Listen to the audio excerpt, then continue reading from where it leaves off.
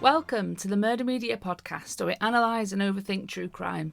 I'm your host, Dr. Stella Marie Gaynor, and you can follow the project over on Instagram at murdermedia81, that's the numbers 81, or over on Facebook. I hope everyone is well this week, whatever this week is when it gets released. Not much going on for me at the moment. I've just been getting my head down doing some work. I've had a couple of birthdays that I've been to, which has been nice. The weather's been alright, and I'm not too hot in this room actually at the moment. The window is closed, so that's good. However, the door is open and my cat is wandering around, and she seems to be in a mood to be a bit of a dick, so the cat might start getting involved. I mean, we could always ask Mog what her opinions are on this episode and see what she says. So the cat gets involved and the cat gets involved. The book, yeah, that's just, cracking on, happening in the background. That's fine. Now, this episode, I wanted to do this subject because I want to bring it up with Shelley, as I'll explain in a minute. But it also felt a little bit weird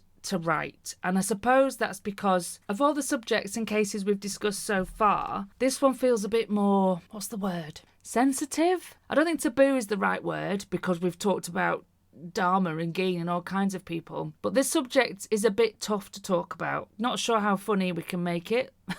Never mind. But this episode, we're going to look at school shooters in media texts. See? Laugh a minute, this one. Now, we're not looking at it in the news, per se, because as I've said before, probably in the very first episode of season 1, the Murder Media Project is not about looking at how crime is represented in the news.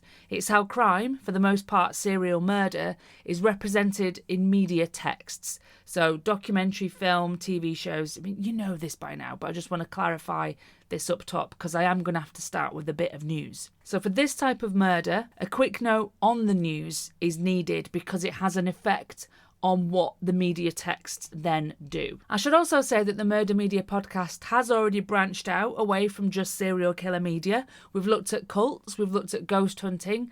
So the podcast does wander away from the book framework. I think it has to, otherwise I'd lose my mind. So while the book does not contain any school shooter cases, the podcast can. I mean, here we are, school shooter episode. I'm going to pick this topic up with Shelley, either before or after this episode is released, because again, I don't know what order this will happen in. And I want to pick this up with Shelley because she wrote a brilliant article about Columbine, an American Horror Story. And I also want to talk with Shelley about how we experienced the news event when we were teenagers. So I wanted to do an episode on this topic and where we find it in media texts because, well, one, it's got murders in it, and two, it's a topic that I've been fascinated with since Columbine happened. But I'll save my chat about that element, sort of my experience of that being in the news, when I talk to Shelley about it. And then three, and again, me and Shelley will pick this up, talking about why it feels so uncomfortable to discuss and to write about, and I don't know why, and maybe me and Shelley will come to a conclusion about that. Maybe I'll come to a conclusion about that as I go through this episode. It might just be that it's because it's children doing the crime, and it's children being victims of the crime. Maybe that's what it is. I don't know. Maybe there's a discomfort there because I'm a parent. I'm not sure. I guess without wanting to sound like a fucking edgelord, I watch a lot of stuff. I watch a lot of horror, true crime, gory stuff, and I'm not sensitive to this kind of material. And as Laura and I discussed way back in season 1, there are bits of true crime that we might shy away from, and I think we both mentioned back in that episode in season 1, we both mentioned kids. So there's a thread there, I guess, when it comes to school shooter narratives and researching and talking about it, and, as is my job, analysing it and looking at the representation of it in fictional media. So before I get to the school shooting media text that we're going to look at in this episode, I want to have a little note, a little peek into the representation of these crimes, school shooters or mass shooters, whatever you want to call it, in the news. We do need to address it, even though, as I've said, Murder Media Podcast isn't about the news, but we do need to address it because it has a direct impact in this case, in this kind of crime, I think, on the media texts. When a big event happens like Columbine or Sandy Hook, the public need to know, right? It's big news. How the stories are told to us by the news influences how we think about them, how we understand them, and what the public discussion that emerges out of them is like, what it pivots around. That public discussion might happen in the news or in government, with policymakers, even in schools, with events organisers, and inside the resulting media texts. Those media texts might be opinion pieces in newspapers, documentaries, films, dramas, even music videos, even content on Tumblr, social media, whatever. Politically, big events like Columbine or Sandy Hook become a football to kick about to prove both sides of an argument. I don't think that sentence made sense. What I mean is, it can be used for both sides. So in the United States, when it comes to the old gun laws, whatever side of the gun debate the person might be on, the school shooting, quote unquote, proves their point. Big scare quotes there again. School shooting? Well, let's have more guns in schools. Arm the teachers for safety. School shooting? We need less guns, tighter gun laws. It proves both sides. As a reasonable person in the UK, I'd say no guns at all. It's just not needed. So in case people don't know, there was a school shooting in the UK. There was a mass shooting as well, like it has happened here. But in Scotland in 1996, there was a school shooting. When I looked up the date to check that, I was astounded that it was as late as 1996, and I was 15 when it happened. I was sure it was earlier.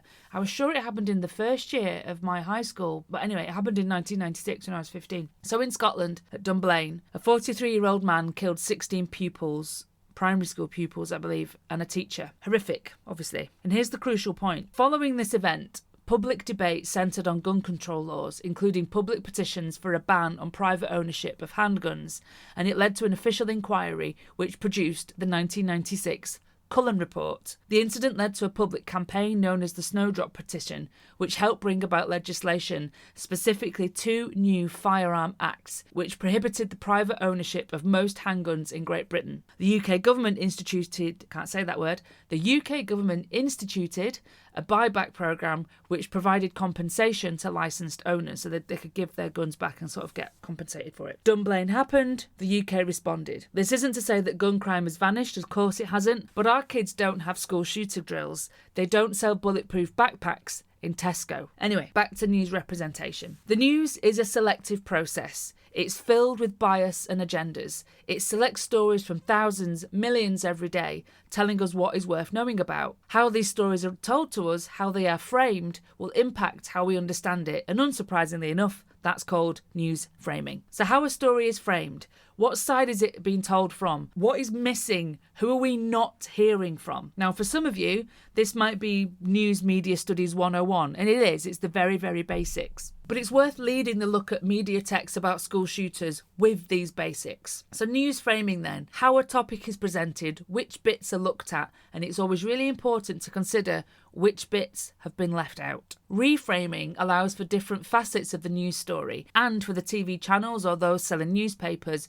to approach the story via different frames, via different angles. It might be a political frame in a right-wing newspaper or tabloid, or it might be a new frame to simply generate fresh content and increase viewer ratings. Columbine was a problem-defining event. It reshaped the way the media and the public perceived school shooters. It provided a blueprint and it provided a cultural script. More on that later. Downes in 1973 outlined the issue attention cycle, and we can apply this to any news story, but let's think about it with Columbine. I mean, you all know what Columbine is, right? So I've got the pre-problem, the time before the event. We've got the alarmed discovery and enthusiasm to know more, so when the news breaks and we get all the live reporting, and then the realisation of the cost of progress. Those debates I mentioned, those political opinions, that political football, in this case, gun laws. Then we get the gradual decline or loss of interest. The story fades away. Because news outlets want to keep you watching or buying newspapers, they might use different frames to keep the attraction, to keep you watching, to keep you buying the newspaper. For Columbine in 1999, the framing and focus was all on the boys, Dylan Klebold and Eric Harris. So who are they?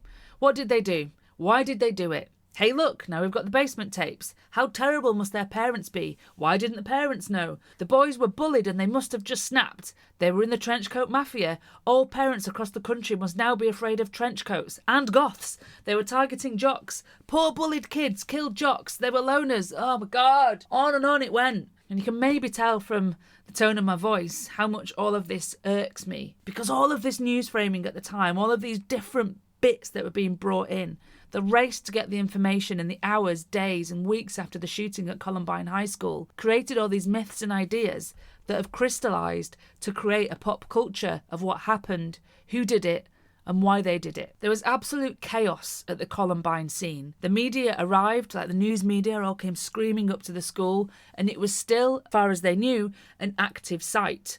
It wasn't, though. It was over. Accuracy was traded for the race to get the news to press or to TV.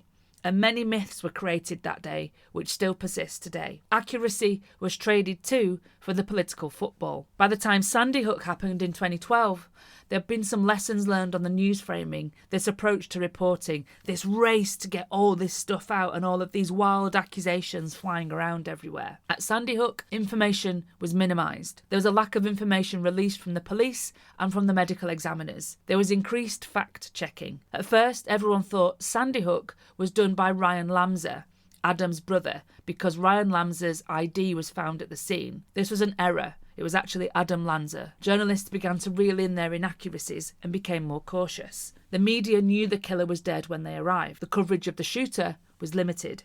And after Sandy Hook, there was more focus on victims and hero stories from teachers. But we do see the emergence of what we call the worthy victim. The victim who's white, the victim who is the youngest, the victim who is the oldest, and the victims who are women. Those with higher social status are also worthy victims, especially when killed by a stranger. This, of course, has echoes with serial killer narratives or the murders that are reported that we would call the missing white women syndrome. A pretty white woman goes missing, the news are all over it. Women of colour or Indigenous women go missing, no one gives a shit. So violent crime is, of course, the most sought after story for the news media. That's why violent crime seems to be really prevalent and really big, because that's what sells more newspapers. That's what gets more news. Violent crime is actually on the decrease if you look at official statistics, but the news would not have that picture be shown. Common, non-violent crime is not usually reported. There's the old news media adage comes to mind here: if it bleeds, it leads. So public perception is distorted. Crime holds influence in media, so therefore law enforcement act as primary sources of information. The news and the law enforcement have they form mutually beneficial relationships. Reporters get daily access to timely and quote-unquote reliable crime information, while law enforcement gets to stay in control of their public image. This is criminal distortion, and we might also say propaganda. White shooters get more coverage. Mass shootings not in school get less coverage. Mass shooting where shooter dies or suicide by cop gets more coverage. We've already seen the pre and post Columbine model, perpetrators or victims as the focus. White shooters, though, get more coverage because that's the public perception. That is the profile of a school shooter. But I cannot say this strongly enough. There is no profile of a school shooter. For more information on that, please read Why Kids Kill by Peter Langman. It's a brilliant book. I'll link it in the show notes. It's wonderful. I mean, it's tragic and awful, but it's a good read. So the news creates the myth of school shooter. Columbine has become a kind of blueprint for both future actual killers and for representation of killers, school shooter killers, in media texts. Actual real-life killers cited the Columbine lads as influences on their own crimes. Anders Breivik, for example, he cited Columbine in the bullshit that he was on about before and after his shooting spree. And that's in part led to the change in how it's been reported. Less on the shooters, because let's not tell people how it was done. Let's not tell people how to, stockpile your weapons and get into the place and how to start shooting. Instead, now there's more focus on the victims in the news reporting. But that's the news. What about when these shooters and events are retold, represented, repeated in media texts? That's what we're going to have a look at for the rest of this episode. We're going to look at two films. We're going to start with Elephant from 2003, directed by Gus Van Sant. Let's hear the trailer. Mom's gonna kill you. What? What are you doing? Dad, I'm driving. Get out of the car, Dad.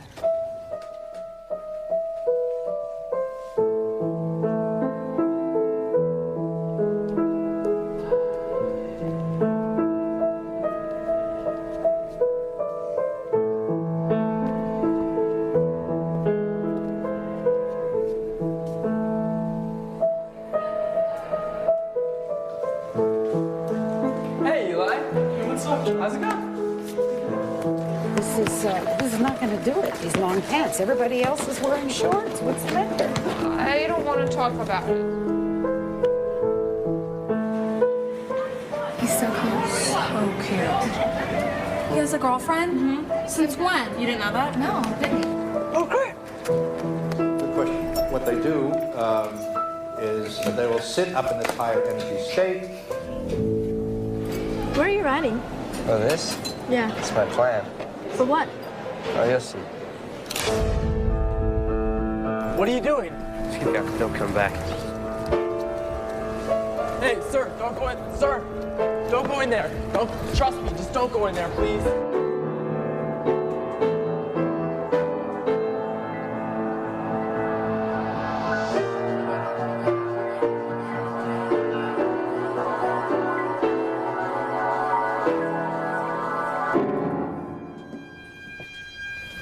What's wrong? Nothing. You're crying.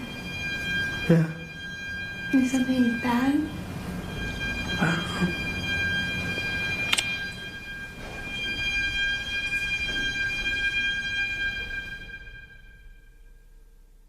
So Gus Van Sant's Elephant from 2003.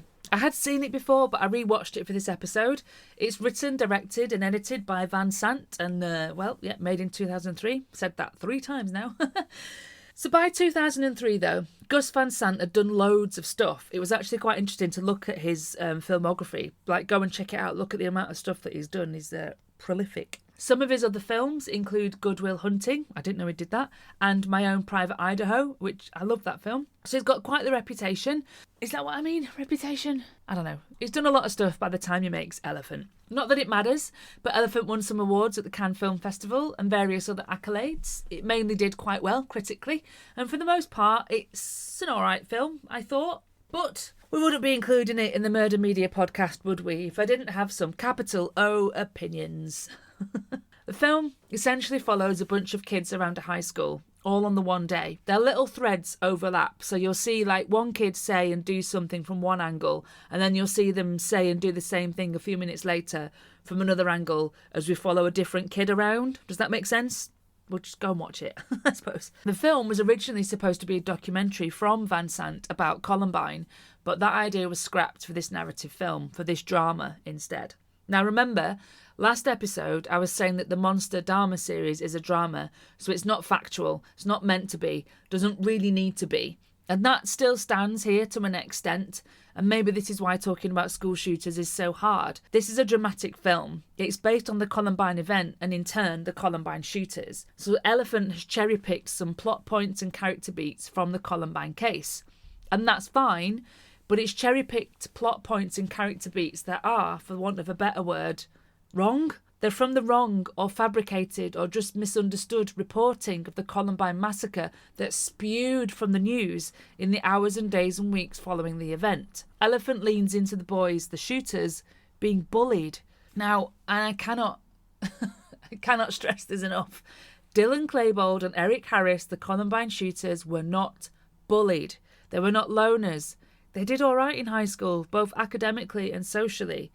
But Elephant rolls out the tabloid narrative, the pop culture blueprint of the bullied loner kids. It rolls out this profile, but again, there is no profile. Elephant opens with John, a blonde lad with flicky early 2000s emo hair, bless him, as he deals with his drunk father.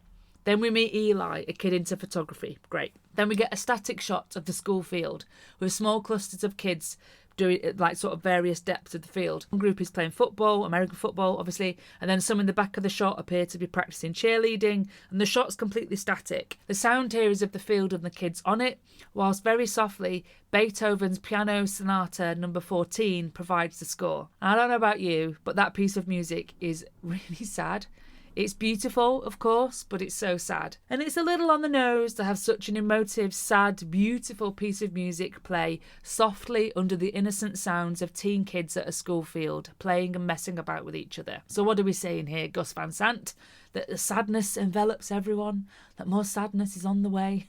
I don't know. At one point in this static shot, one of the teens who we follow later, Michelle, steps in front of the camera, and for reasons unknown, she just kind of stares at the sky as if she notices that a storm's coming. Again, it's a bit on the nose. Eventually, one of the football-playing kids, a handsome jock type, puts on a red lifeguard hoodie, just pressing home even further that this is a good kid. You get that later on in this film. This good kid, he won't deserve to die.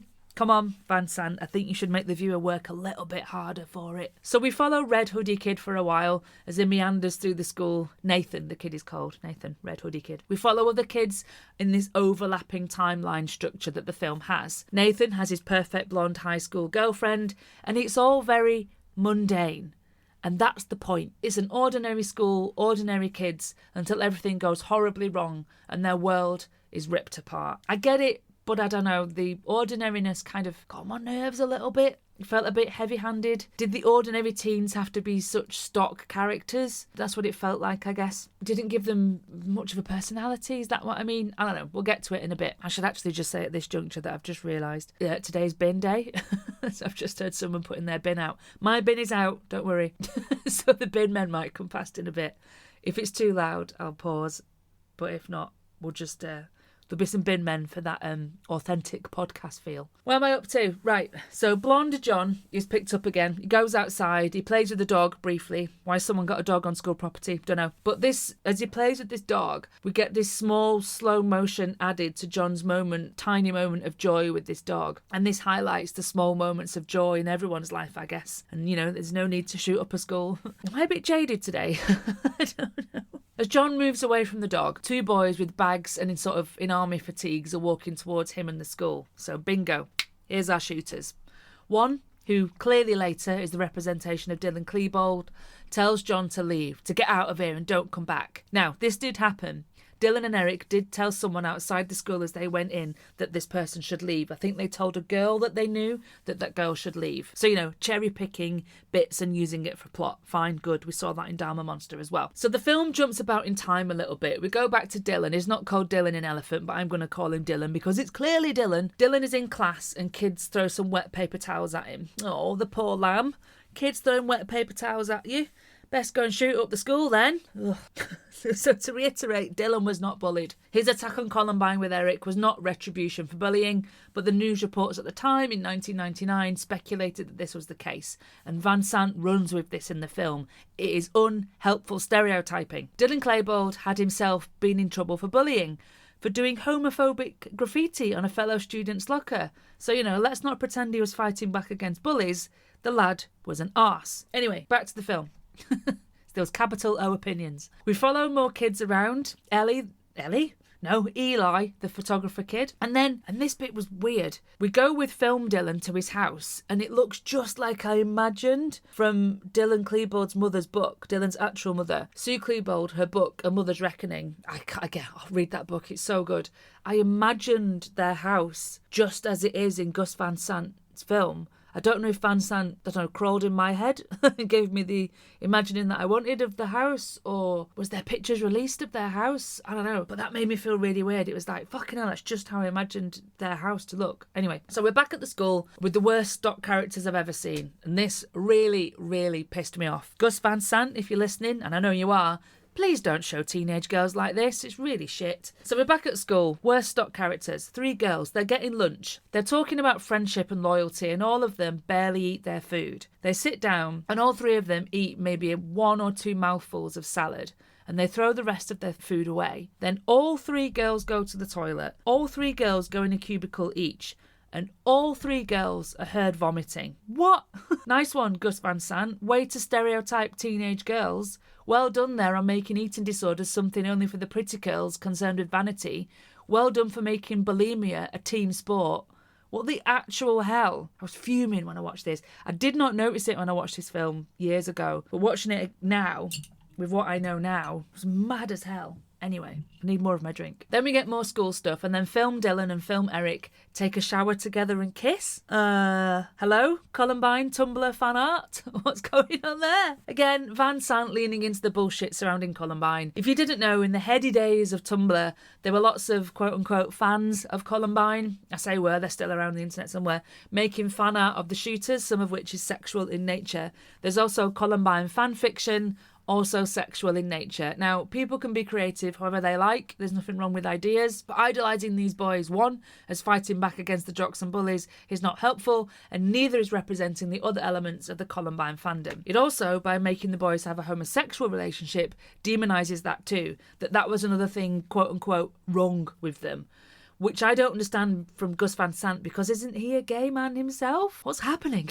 Eventually we get to the shooting, and it's a tough watch, as you would expect. It's like the last 10 or so minutes of the film. This mundane overlapping scenes of the kids we had before now turns incredibly violent. Michelle, the girl who looked at the sky, she gets shot. Photographer Eli gets shot. And John is frantically outside looking for his father. We get kids running for cover. There's not much blood though, and we'll look at that more with American Horror Story and Shelley's work when we do this episode with Shelley where we talk about Columbine media texts. And then there's another bit in Van Sant's film that's cherry-picked from Columbine. One of the students at Columbine was killed, was reported in the press of having essentially been killed because he was getting people out, because he was saving people. The press made this kid into a hero. In the real world, this kid's father said, no, that's not my lad. He wouldn't have done that. He would have run like everyone else. We don't need to make him a hero. He's tragic enough. We don't need more tragedy. Awful, right? This father having to say, stop making it worse. Here in Elephant in the film, a kid who we've not so far followed around the school wanders the halls as the shooting is going on. He helps some kids escape out the window. He finds one shooter, film Eric,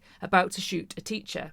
This unknown kid tried to intervene and gets shot for his trouble. Neither Elephant nor the press needed to make anyone heroes. Then the film ends with film Dylan, who shoots film Eric, and Nathan and his girlfriend cornered. He's deciding who to shoot. We zoom out and roll credits. And I was like, is that it? Is it finished? Is it over? On one hand, we've got a mundane school, a mundane day in the life of some school kids. It gets shattered. On the other hand, Elephant cherry-picks from the actual events to put together a film which, to me, cherry-picking the wrong things. When the profile of a school shooter is not real but enters popular culture, then it becomes a problem. What was spouted by the screaming tabloids, the rolling news channels, the evangelicals who were making martyrs out of the dead kids by the National Rifle Association becomes solidified into who we think school shooters are, and then the real ones get missed. It wasn't the loner kids who were being bullied. It was two kids who were well-liked and did okay. Elephant shows a little bit of film Dylan and film Eric planning, and it shows them watching a documentary about Nazis. Eric was into Nazi shit. I'm not sure Dylan was. And it shows them getting a massive rifle. It might not be a rifle. I don't know my guns, but it was a big-ass gun. It's huge, and it arrives in the mail. It just gets delivered at their house. So we see that in the film, which is fair enough, like showing the ease of which they were able to get guns. But the shooters were not bullied, and there was no need to make dead kids into heroes for more tabloid tragedy. Right, I need a break.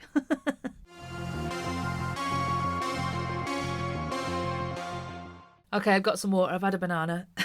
Let's talk about another one. And this film, I think is genuinely harrowing. The film is called 0 Day, and again from 2003. I don't know what was going on in 2003. It was an independent film. 0 Day was directed by Ben Coccio. Am I saying that right? Coccio. Sorry, I'm not. But the double C makes a ch sound, doesn't it? Coccio. It's available on YouTube for free. Watch it, but God, don't look at the comments. No, actually, do look at the comments, because it kind of proves me right here. So in the comments of a 0 Day on YouTube, you've got all these people saying that they feel sympathy for Dylan and Eric of the Columbine shooting. Look at the comments, look at how many say that they were poor bullied kids who snapped. It's maddening. But 0 Day, the two shooters are called Calvin and Andre. The film is, and somewhere Shelley's ears are pricking up, the film is a found footage film. Hi Shelley, I'm waving. So the boys film all of their life on a small digital camera in the run-up to 0 Day, the day of their attack. So like Elephant, this cherry picks from the actual Columbine case. The film opens with the two, they call themselves the Army of Two, going on missions. Now we know that Dylan and Eric did their own missions, some of which they got in trouble for. Now, I don't have as much notes on this one because it didn't make me as mad. Oh, hang on. Yeah, one thing made me mad. In the film, Andre's 18th birthday, he's having dinner with his parents, and that's where he gets his digital camera from. The film is shot on. So Andre and Calvin are at the table with Andre's folks, and they're moaning and bellyaching about a lad called Brad Hoff. He's the captain of the football team, and he drinks and drives and never gets busted, and they're basically whining about it. And this irritated me because, again, at Columbine, they were not targeting jocks. They were just shooting whoever. Now, the dad in this scene does tell them that life isn't fair and sometimes someone else gets away with stuff, but that doesn't affect you. The boys shrug and sort of teenage their way out of the house. In the next scene, though, Cal and Andre are saying, life isn't fair, so we got to even the score. God, shut up. So, aside from that, 0 Day does do some decent cultural work. It mentions the gun show loopholes, and it does show the boys using and stealing other people's guns. It shows that one of them went to prom. In the real world, Dylan Klebold went to prom days before the attack. I don't know if Eric went to prom. Can't remember. The film shows them making tapes for people to see after event. This is, of course, the basement tapes. Now, the basement tapes are not available to view anywhere, but you can get transcripts of them if you so wish. Lots of the film is very much like Elephant in that we're getting to know lots of the school kids. There's a girl that tells Cal that he's different when he's around Andre. Now, I thought this was a very interesting addition to the film Zero Day. In Langman's book, Why Kids Kill, because he's seen the tapes, he says, if you look closely, you can see that Dylan seems the more aggressive and the more shouty. But looking, sort of with a trained eye, because Langman is a psychologist or a psychiatrist, I can't quite remember, but he's a professional. You can see that when Dylan is yelling and shouting, he always kind of looks over to Eric to check that he's doing it right. And Dylan, from his mother's perspective, his mother saw the tapes, was reasonably quiet. I know that we all behave differently at home than when we were with our mates when we were teenagers, but there's a difference in how Dylan was behaving. So it's quite interesting in 0 Hour, there's a chat between Cal and a girl, I forget her name, that she points out to him. She says, "You're like a second Andre," or words to that effect, that the film is saying that one of them is behaving differently when he's with the other one, is behaving more aggressively to sort of meet what he thinks his friend wants of him. It's cherry picking from the case, and it's cherry picking from the psychology of Dylan and Eric, and I thought that was quite interesting for this film to pick up on. So the boys in 0 Hour, even though they are dicks because they're planning a shooting, they seem like regular teens and they seem kind of likeable. And their relationship with each other, the way they sort of toy fight and mess about with each other, is quite useful to depict. A depiction of sort of them as regular teens. Nothing odd, nothing seeming outwardly dangerous. So before we get to the shooting, let's hear the trailer. 1, 2, 3. My name is Andre Kriegman. And I am Cal Gabriel. And we are the Army of Two. This is our high school. It is our worst enemy. We officially declare war. Let the countdown begin. Our parents had nothing to do with this. Don't feel guilty about this. I mean, it's not your fault. We love you. You want to field any questions that our viewers may have? Unless you have some sort of evil locked inside that I've never seen before. Oh, I lock it inside. Nobody sees it. I keep it from everyone. We fooled everybody. I mean, who wants to think that their son, their student, their classmate, their employee, their peer is going to do something like that? There are no reasons, and you're all going to look for them, but you're not going to find them.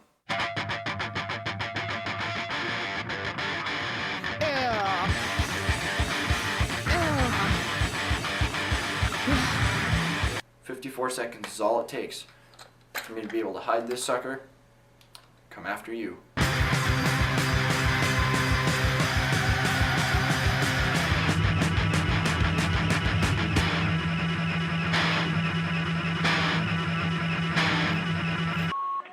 He's got them held hostage, 2 perpetrators and women in the room.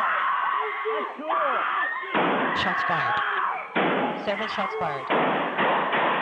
Rapid fire. When we get to the shooting, as the boys go into the school, we switch from the boys' handheld found footage to static CCTV footage from the school. So first we get a shot of what looks like a reception desk, and the sound is the sound from the CCTV and also a member of staff who makes the 911 call. So kids are there, it seems quite normal, then there's running and screaming and panicking, and the boys enter the static frame. They shoot, the 911 dispatch hears this, and she says, "Shots fired." Andre picks up the phone and yells at the 911 dispatch. We get another static shot of a library of the desks, a desk that have got partitions on so that you can sort of work on your own. There's a static CCTV shot overlooking 2 long study desks and sort of the kids running through. The kids dive for cover and the boys shoot some of the kids under the tables at point blank range. A girl screams for her life, they taunt her, a boy runs for it, he gets shot. And all while this is going on, the dispatch voice is a kind of narration of what she can hear. So she can hear the yelling and the shooting, and we can see it on the CCTV footage. This layered exposition, the CCTV and the dispatch trying to make sense of what she's hearing, kind of places the event as it happens live in the same space as what people tried to piece together afterwards from witnesses or from the crime scene. So the dispatcher is making educated guesses about what's happening according to what she's hearing. And she makes no assumptions. She just confirms shots fired. She confirms when no one else is left alive and the boys are alone, because that's what the boys say. And she confirms that towards the end of the scene that the boys are readying themselves for suicide. She repeatedly tries to get Andre to respond, and she knows his name from Cal shouting it, and she tells them that she can get them out of this, and then shots fired, the boys are dead. And we see this on the CCTV footage, like it's static shot, nothing cuts away. So this sequence is about 10 minutes long, 9 minutes maybe, and it's both brilliant and awful. The CCTV presentation, of course, makes it seem all the more real. We see the CCTV being used as evidence, but it's genuinely harrowing. It's a much harder watch than the shooting sequence in Elephant, and I'm going to ask Shelley about the use of CCTV because that's her bag for sure. She'll unpack that for us. Zero Day was cast with unknown actors, and they do a great job. The school kids don't seem stock characters, and the film more or less does a reasoned job of portraying the Columbine shooting. And yes, I know, it's not a film's job to be totally truthful, but we know this. Let's not continue harmful political football stereotypes that ultimately get in the way of any genuine understanding or prevention. So I'm going to leave it here, pretty much, because I want to talk about American Horror Story and Columbine because that's Shelley's work, and I want to discuss it with Shelley because it's, it's her stuff. But for the last section, I just want to mention two other films that are, honestly, from the trailer, I couldn't bring myself to watch them. There's a film called Duck, The Columbine High Massacre, which came out in '99. It looks to be complete schlock with cheap gory effects, and as I say, that it kind of sounds good, or at least interesting, right? But oh my good Christ, no. It looks as if Fox News and the National Rifle Association made this film. Of course, I cannot know properly from a trailer, but I think it might be garbage. I mean, if you want to have a look at it and let me know in sort of Instagram comments what you think, I'd be interested. Then there's another film called Heart of America, a Canadian film, again from 2003. What was going on in 2003? Oh, I know what was going on in 2003. Everyone was looking for something other than the war on terror to be worried about, I guess. But this film, Heart of America, the trailer just shows scene after scene after scene of one of the shooters getting badly bullied by jocks and then him targeting those jocks. Ugh, so I'm not watching that. That's just going to make me furious. There are more films based on Columbine. It's a topic that I'm fascinated by, but I think maybe I'll just read more books on it rather than more films. So when we get Shelley on, we'll look at American Horror Story with the person who wrote about it, whenever that may be, soon, hopefully. So that's it from me for this one. Go watch 0 Hour, compare it to Elephant, but 0 Hour does a much better job, and it's free on YouTube. I'm going to go outside for a bit, I think. You can follow the Murder Media Project on Instagram and Facebook, Murder Media 81. And I've got no words left. I'm all out of chat. Right, I'll see you on the next one. No, I won't. You'll hear me on the next one. Goodbye.